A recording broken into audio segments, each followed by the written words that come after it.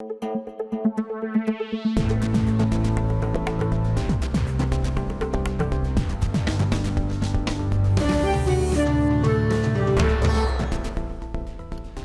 এখন জনপদে, সঙ্গে আছি আমি শরীফ রওশন।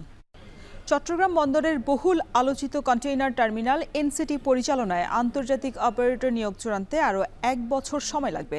জানুয়ারিতে বর্তমান দেশীয় অপারেটরের চুক্তির মেয়াদ শেষ হলেই অন্তর্বর্তী সময়ের জন্য উন্মুক্ত দরপত্র আহ্বান করা হবে। দরপত্র প্রতিযোগিতামূলক করতে অংশগ্রহণের শর্ত সংশোধন করা হচ্ছে বলে সংবাদ সম্মেলনে জানিয়েছেন বন্দর চেয়ারম্যান। এছাড়া লালদিয়ার চরে কন্টেইনার টার্মিনাল নির্মাণে বিশ্বের শীর্ষস্থানীয় টার্মিনাল অপারেটরের এপিএম এর সাথে আগামী ৬ মাসের মধ্যে কনসেশন চুক্তি সই হবে বলেও জানান তিনি। বিস্তারিত জানাচ্ছেন হাজেরা শিউলি। চট্টগ্রাম বন্দরের সবচেয়ে আয়বর্ধক ও বড় terminal new mooring container terminal NCT. এই টার্মিনাল থেকে বছরে প্রায় ৬০০ কোটি টাকা আয় হয় বন্দরের। ২০০৭ সালে চালুর পর থেকে দেশীয় অপারেটর সাইড পাওয়ার টেক টার্মিনালটি পরিচালনা করে আসছে। তবে শুরু থেকেই অপারেটর নিয়োগ নিয়েছিল নানা অভিযোগ। সর্বশেষ বিগত আওয়ামী লীগ সরকার ২০২৩ সালে বিশ্বের ৫ম বৃহত্তম টার্মিনাল অপারেটর সংযুক্ত আরব আমিরাতের ডিপি ওয়ার্ল্ডকে G2G ভিত্তিতে টার্মিনালটি পরিচালনার ভার দেওয়ার প্রক্রিয়া শুরু করে, যা এখন অন্তর্বর্তী সরকারও এগিয়ে নিতে চাইছে। যদিও বন্দরের ২৫০০ কোটি টাকা বিনিয়োগের এই টার্মিনাল বিদেশি অপারেটরকে দেয়া নিয়ে রয়েছে পক্ষে বিপক্ষে মত। জানুয়ারিতে চুক্তির মেয়াদ শেষ হলেই স্বল্পতম সময়ের জন্য উন্মুক্ত দরপত্র আহ্বান করা হবে বলে জানান চট্টগ্রাম বন্দরের চেয়ারম্যান। এছাড়া মাতারবাড়িতে গভীর সমুদ্র বন্দর নির্মাণে শিগগিরই চুক্তি সই হবে বলেও জানান তিনি। অলরেডি আপনার হলো ইউএইর সাথে বাংলাদেশের একটা চুক্তি হয়েছিল, সেটার আলোকেই ট্রানজ্যাকশন অ্যাডভাইজার আমরা নিয়োগ করেছি। ওনারা যে কাজ করছেন তাতে প্রায় বছরখানেক লেগে যাবে এই পুরো রিপোর্টটা দিতে। ইন্টারিম টাইমে আমরা কি করব, যে এটাকে আমরা ওপেন টেন্ডারে যাব। করাচি থেকে পণ্য আমদানির চাহিদা বাড়লে আগামীতে করাচি ও চট্টগ্রাম বন্দর রুটে নিয়মিত কন্টেনার জাহাজ চলবে বলে জানিয়েছে বন্দর কর্তৃপক্ষ। ইতিপূর্বে পাকিস্তানের সাথে সিঙ্গাপুর এবং কলম্বো বন্দরে বাংলাদেশের পণ্য আমদানি রপ্তানি হতো। রুটটি চালু হওয়ার কারণে বাংলাদেশ আমদানি রপ্তানি ক্ষেত্রে নতুন দিগন্ত উন্মোচিত হলো। গেল ৩ মাসে চট্টগ্রাম বন্দর ৮,৩০,৫৮২ টুয়েস কন্টেনার হ্যান্ডলিং করেছে। এক্ষেত্রে গেল বছরের চেয়ে কন্টেনার হ্যান্ডলিংয়ে প্রবৃদ্ধি ১০.২২%। হাজেরা শিউলি, এখন চট্টগ্রাম। রাজনৈতিকভাবে হেয় করতে যাদের বিরুদ্ধে মামলা দেয়া হচ্ছে তাদের কাউকেই গ্রেফতার করা হচ্ছে না বলে জানিয়েছেন স্বরাষ্ট্র উপদেষ্টা। দুপুরে চট্টগ্রামের পুলিশ লাইন্সে বিভিন্ন বাহিনী এবং সরকারি কর্মকর্তাদের সাথে বৈঠক শেষে সংবাদ সম্মেলনে এ কথা বলেন তিনি। যারা জয়েন করে নাই তারা আমাদের চোখে অনেক ক্রিমিনাল, তাদের আইনের আওতায় আনা হবে। যাদের পাওয়া যাচ্ছে দেখেন না, মাঝে মাঝে ধরা হচ্ছে, যারা আসতেছে না তাদের ধরা হচ্ছে। এখন এগারো যদি আপনারা খোঁজ দিতে পারেন আমরা ধরে ফেলবো। এই জন্য আপনাকে তো অনুসন্ধানী সাংবাদিকতা আছে, আপনারা করে দেন। সবার জন্য তো আমাকে বন্দর উন্মুক্ত। অন্য দেশের জাহাজ আসছে অসুবিধা কি? আমার খালি একটা দেশের জাহাজ আছে, আমরা কি কারো কাছে বন্দি নাকি? রাজশাহীর সারদায় দ্বিতীয় দফা স্থগিত করা হলো ৪০তম ব্যাচের এএসপি ক্যাডেট এবং এসআইদের সমাপনী কুচকাওয়াজ। তৃতীয় দফায় অব্যাহতি দেওয়া হলো আরও ৩ এসআইকে। সারদা পুলিশ একাডেমির মিডিয়া উইং থেকে জানানো হয়, শৃঙ্খলা ভঙ্গের দায়ে গেল ১৮ নভেম্বর তৃতীয় দফায় ওই ৩ এসআইকে অব্যাহতি দেওয়া হয়েছে। তবে বিষয়টি মঙ্গলবার সকাল থেকে সকলে জানতে পারেন। এর আগে ২২ অক্টোবর ২৫২ জন এবং ৪ নভেম্বর একই ব্যাচের ৫৮ জনকে অব্যাহতি দেওয়া হয়। এখন পর্যন্ত ৪০তম ব্যাচের ৮০৪ জন প্রশিক্ষণার্থী এসআইকে অব্যাহতির মাধ্যমে দেওয়া হলো ৩১৩ জনকে। এর আগে গেল ২০ অক্টোবর ৪০তম ব্যাচের এএসপি ক্যাডেট এবং এসআইদের সমাপনী কুচকাওয়াজের আয়োজন করা হয়।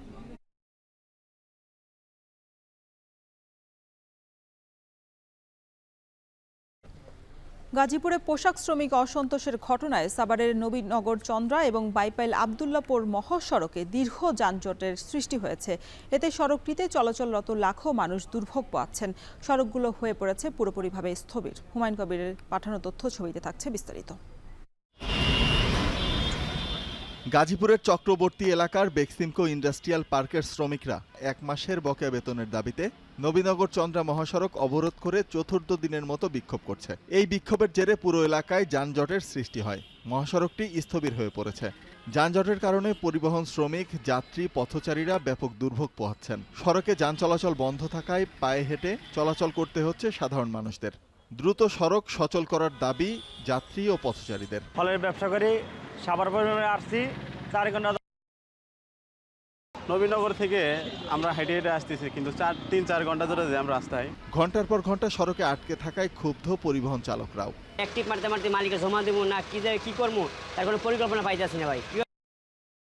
গাড়িটা তো চলান যায় না, ঠিক আছে, ঘন্টার পর জেনে 10 মিনিটের রাস্তা এনে 2-3 ঘন্টা লাগে জায়গা।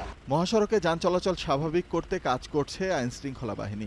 4 লেনের রাস্তা ঢাকা থেকে আসার পরে ইপিজেডের কাছে গিয়ে 1 লেন হয়ে যাচ্ছে, অর্থাৎ তখন এই জায়গাটায় জ্যাম লেগে যাচ্ছে, এর প্রভাবটা পেছনের দিকে পড়ে যায়। তো এইটা নিয়ে আমরা কাজ করছি, আমাদের সার্বক্ষণিক লোকজন আছে।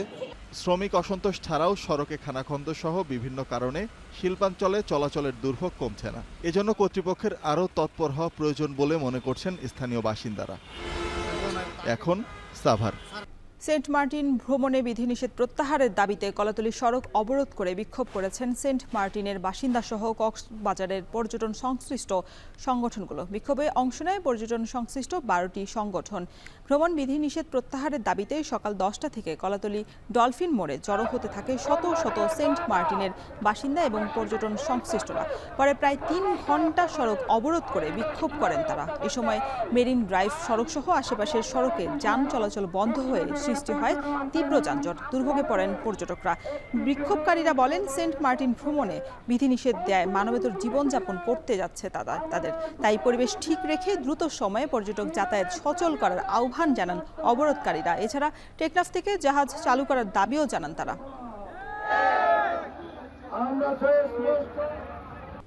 বন্দর নগরীর আমবাগানে শেখ রাসেল পার্কের নাম পরিবর্তন করে গণ অভ্যুত্থানে চট্টগ্রামের প্রথম শহীদ ওয়াসিম আকরামের নামে করার ঘোষণা দিয়েছেন city mayor doctor Shahadat Hossain. মঙ্গলবার সকালে পার্ক পরিদর্শন করে এ ঘোষণা দেন তিনি। প্রথমে শেখ রাসেল পার্ক, পরে নগরীর আগ্রাবাদে শিশু পার্ক পরিদর্শন করেন মেয়র। দীর্ঘদিন পার্কটি বন্ধ থাকায় হতাশা প্রকাশ করে প্রতিটি ওয়ার্ডে খেলার মাঠ করার ঘোষণাও দেন তিনি। মেয়র আরও বলেন, নগরবাসীর বিনোদনের জন্য দ্রুত সময়ের মধ্যেই বন্ধ পার্ক সংস্কার করে খুলে দেওয়া হবে। একই সাথে আগ্রাবাদের পরিত্যক্ত প্রায় ডেভার পারে ওয়াকওয়ে করে দৃষ্টিনন্দন করে গড়ে তোলা হবে বলেও ঘোষণা দেন মেয়র।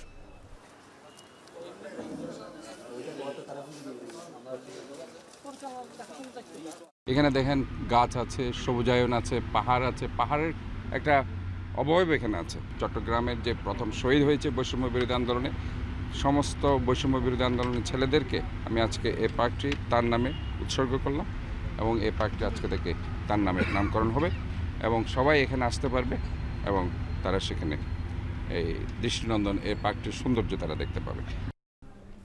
দ্বিতীয় বিশ্বযুদ্ধে নিহত 24 জন সৈনিকের দেহাবশেষ 81 বছর পর জাপানে নেওয়া হচ্ছে।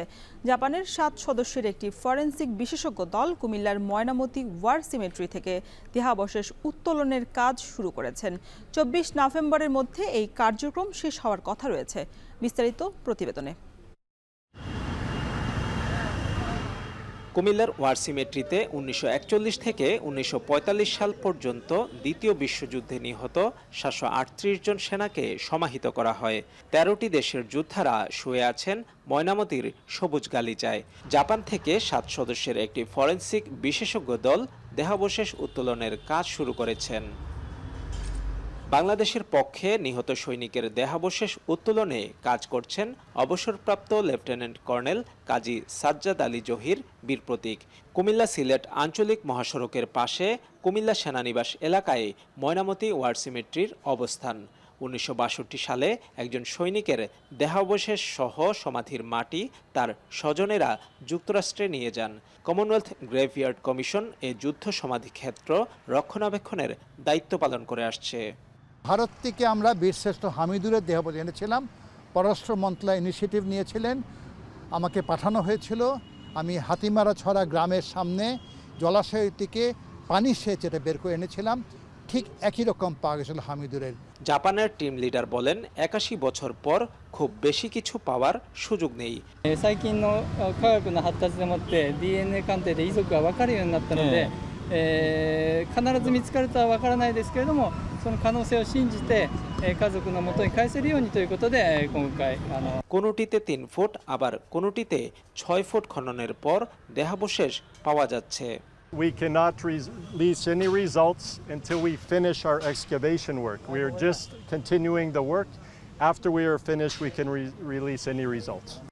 সমাধিস্থলে ইসলাম ধর্মের 172 জন, বৌদ্ধ ধর্মের 24 জন, হিন্দু ধর্মের 2 জন ও বাকিরা খ্রিস্টান ধর্মাবলম্বী। 24 নভেম্বরের মধ্যে এই কার্যক্রম শেষ হওয়ার কথা রয়েছে। খালেদ সাইফুল্লাহ, এখন কুমিল্লা। আশুলিয়ায় এক প্রবাসীর বাড়িতে চুরির পর অগ্নিসংযোগের ঘটনায় বাড়ির কেয়ারটেকার সহ 4 জনকে গ্রেফতার করেছে পুলিশ। এ সময় উদ্ধার করা হয়েছে প্রায় 24 লাখ টাকা এবং স্বর্ণালংকার। মঙ্গলবার দুপুরে সংবাদ সম্মেলনে এ তথ্য জানায় সাভার সার্কেলের অতিরিক্ত পুলিশ সুপার শাহিনুর কবির। এর আগে সোমবার শরীয়তপুরের সখীপুর এলাকায় অভিযান চালিয়ে 4 জনকে গ্রেফতার করা হয়। এর আগে গত 5 অক্টোবর আশুলিয়ায় কান্দাইল এলাকায় চুরির ঘটনা ঘটে। পরে তা ধামাচাপা দিতে ঘরে আগুন দেওয়া হয়। বাড়ির মালিকের অভিযোগের ভিত্তিতে পুলিশ তদন্তে চুরি এবং অগ্নিসংযোগের ঘটনায় কেয়ারটেকারের সংশ্লিষ্টতা পায়। এরপর তথ্য প্রযুক্তির সহায়তায় অভিযান চালিয়ে কেয়ারটেকার এবং তার স্ত্রী সহ 4 জনকে গ্রেফতার করা হয়। পরে তাদের দেয়া তথ্যে চুরি যাওয়া প্রায় 24 লাখ টাকা এবং স্বর্ণালংকার উদ্ধার করে পুলিশ।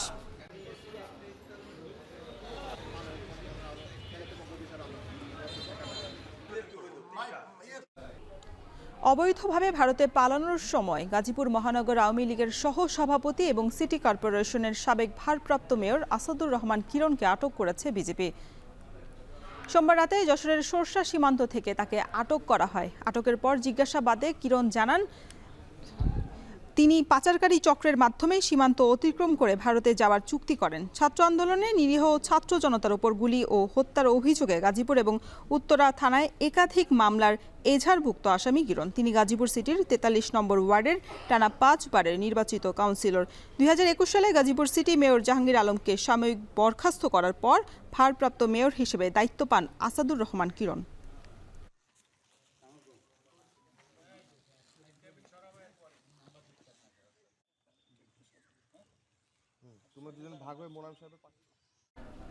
শেষ করছি এখন জনপথে। এখন টেলিভিশন ওয়েবসাইটে দেখতে ভিজিট করুন www.ekon.tv। এছাড়া ফেসবুকে যুক্ত থাকতে ভিজিট করুন facebook.com/tv.ekon এবং ইউটিউবে এখন টেলিভিশন দেখতে ভিজিট করুন youtube.com/c/ekontv।